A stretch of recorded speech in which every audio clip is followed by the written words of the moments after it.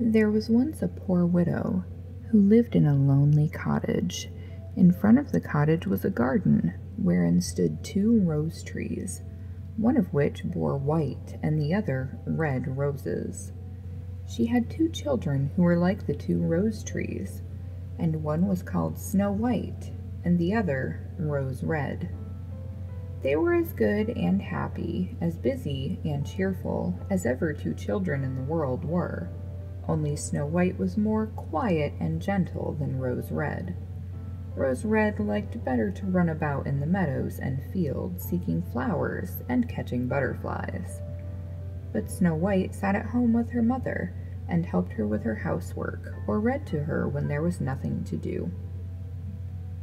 The 2 children were so fond of each other that they always held each other by the hand when they went out together, and when Snow White said, "We will not leave each other," Rose Red answered, "Never so long as we live," and their mother would add, "What one has she must share with the other." They often ran about the forest alone and gathered red berries, and no beasts did them any harm, but came close to them trustfully. The little hare would eat a cabbage leaf out of their hands, the roe grazed by their side, the stag leapt merrily by them, and the bird sat still upon the boughs and sang whatever they knew.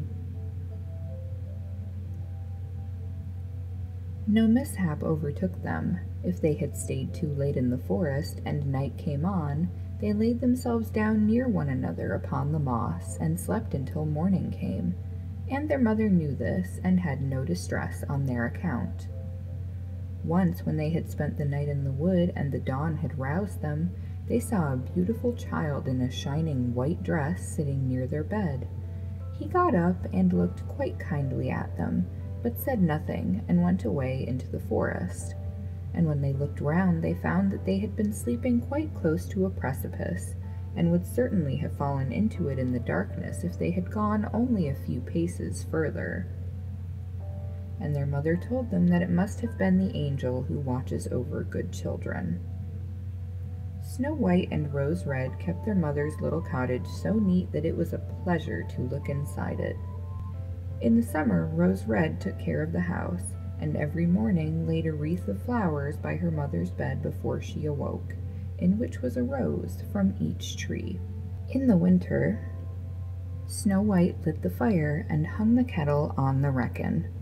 The kettle was of copper and shone like gold, so brightly was it polished. In the evening, when the snowflakes fell, the mother said, "Go, Snow White, and bolt the door." And then they sat round the hearth, and the mother took her spectacles and read aloud out of a large book, and the 2 girls listened as they sat and span. And close by them lay a lamb upon the floor, and behind them upon a perch sat a white dove with its head hidden beneath its wings. One evening, as they were thus sitting comfortably together, someone knocked at the door as if he wished to be let in. The mother said, "Quick, Rose Red, open the door. It must be a traveler who is seeking shelter." Rose Red went and pushed back the bolt, thinking that it was a poor man, but it was not. It was a bear that stretched his broad black head within the door. Rose Red screamed and sprang back. The lamb bleated, the dove fluttered, and Snow White hid herself behind her mother's bed. But the bear began to speak and said, "Do not be afraid. I will do you no harm. I am half frozen and only want to warm myself a little beside you." "Poor bear," said the mother, "lie down by the fire, only take care that you do not burn your coat." Then she cried, "Snow White, Rose Red, come out. The bear will do you no harm. He means well." So they both came out, and by the lamb and dove came nearer, and were not afraid of him. The bear said, "Here, children, knock the snow out of my coat a little." So they brought the broom and swept the bear's hide clean, and he stretched himself by the fire and growled contentedly and comfortably. It was not long before they grew quite at home and played tricks with their clumsy guest. They tugged his hair with their hands, put their feet upon his back, and rolled him about, or they took a hazel switch and beat him, and when he growled, they laughed. But the bear took it all in good part. Only when they were too rough, he called out, "Leave me alive, children! Snowy white, rosy red, will you beat your lover dead?" When it was bedtime and the others went to bed, the mother said to the bear, "You can lie there by the hearth, and then you will be safe from the cold and the bad weather." As soon as day dawned, the two children let him out, and he trotted across the snow into the forest. Henceforth the bear came every evening at the same time, laid himself down by the hearth, and let the children amuse themselves with him as much as they liked. And they got so used to him that the doors were never fastened until their black friend had arrived. When spring had come and all outside was green, the bear said one morning to Snow White, "Now I must go away, and cannot come back for the whole summer." "Where are you going then, dear bear?" asked Snow White. "I must go into the forest and guard my treasures from the wicked dwarves. In the winter, when the earth is frozen hard, they are obliged to stay below and cannot work their way through.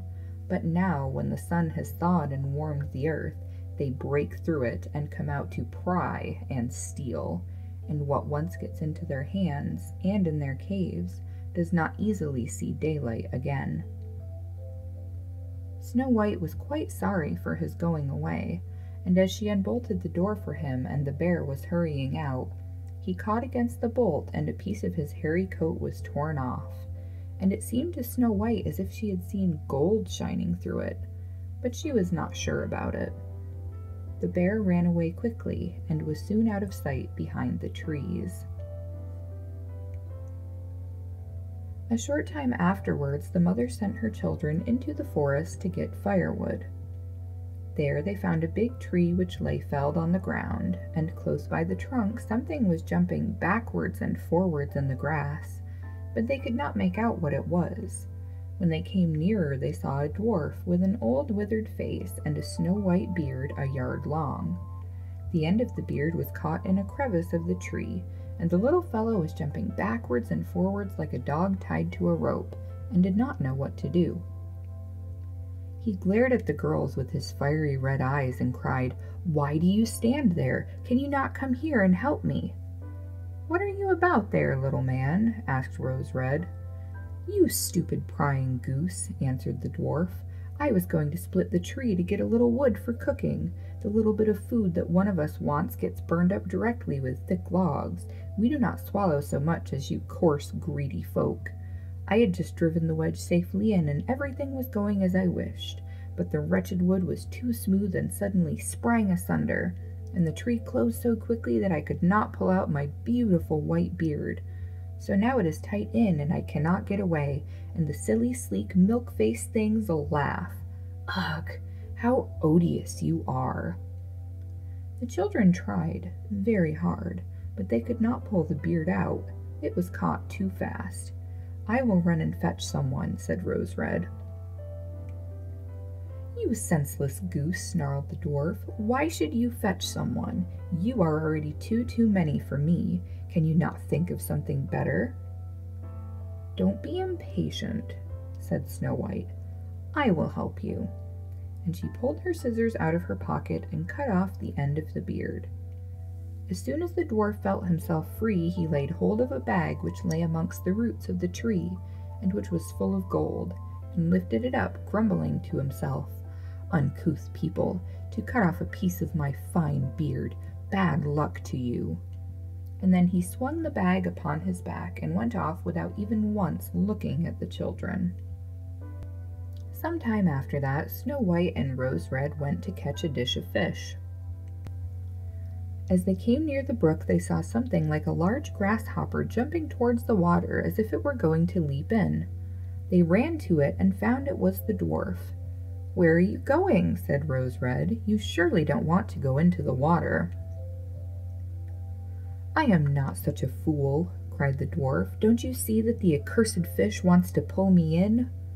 The little man had been sitting there fishing, and unluckily the wind had twisted his beard with the fishing line. Just then a big fish bit, and the feeble creature had not strength to pull it out. The fish kept the upper hand and pulled the dwarf towards him. He held on to all the reeds and rushes, but it was of little good. He was forced to follow the movements of the fish, and was in urgent danger of being dragged into the water. The girls came just in time. They held him fast and tried to free his beard from the line, but all in vain. Beard and line were entangled fast together. Nothing was left but to bring out the scissors and cut the beard, whereby a small part of it was lost. When the dwarf saw that, he screamed out, "Is that civil, you toadstool, to disfigures one's face? Was it not enough to clip off the end of my beard? Now you have cut off the best part of it. I cannot let myself be seen by my people. I wish you had been made to run the soles off your shoes." Then he took out a sack of pearls which lay in the rushes, and without saying a word more, he dragged it away and disappeared behind a stone. It happened that soon afterwards the mother sent the two children to the town to buy needles and thread, and laces and ribbons. The road led them across a heath upon which huge pieces of rock lay strewn here and there. Now they noticed a large bird hovering in the air, flying slowly round and round above them. It sank lower and lower, and at last settled near a rock not far off. Directly afterwards they heard a loud, piteous cry. They ran up and saw with horror that the eagle had seized their old acquaintance, the dwarf, and was going to carry him off. The children, full of pity, at once took tight hold of the little man, and pulled against the eagle so long that at last he let his booty go. As soon as the dwarf had recovered from his first fright, he cried with his shrill voice, "Could you not have done it more carefully? You dragged at my brown coat so that it is all torn and full of holes, you helpless, clumsy creatures." Then he took up a sack full of precious stones, and slipped away again under the rock into his hole. The girls, who by this time were used to his thanklessness, went on their way and did their business in the town.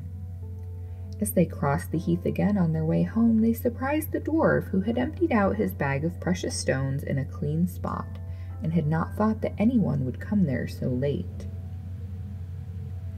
The evening sun shone upon the brilliant stones. They glittered and sparkled with all colors so beautifully that the children stood still and looked at them. "Why do you stand gaping there?" cried the dwarf, and his ashen-gray face became copper-red with rage. He was going on with his bad words when a loud growling was heard, and a black bear came trotting towards them out of the forest. The dwarf sprang up in a fright, but he could not get to his cave, for the bear was already close. Then in the dread of his heart he cried, "Dear Mr. Bear, spare me! I will give you all my treasures. Look, the beautiful jewels lying there. Grant me my life. What do you want with such a slender little fellow as I? You would not feel me between your teeth. Come, take these two wicked girls. They are tender morsels for you, fat as young quails. For mercy's sake, eat them." The bear took no heed of his words, but gave the wicked creature a single blow with his paw, and he did not move again. The girls had run away, but the bear called to them, "Snow White and Rose Red, do not be afraid. Wait, I will come with you." Then they knew his voice, and waited, and when he came up to them, suddenly his bearskin fell off, and he stood there, a handsome man, clothed all in gold. "I am a king's son," he said, "and I was bewitched by that wicked dwarf who had stolen my treasures. I have had to run about the forest as a savage bear until I was freed by his death. Now he has got his well-deserved punishment." Snow White was married to him, and Rose Red to his brother, and they divided between them the great treasure which the dwarf had gathered together in his cave. The old mother lived peacefully and happily with her children for many years. She took the 2 rose trees with her, and they stood before her window, and every year bore the most beautiful roses, white and red.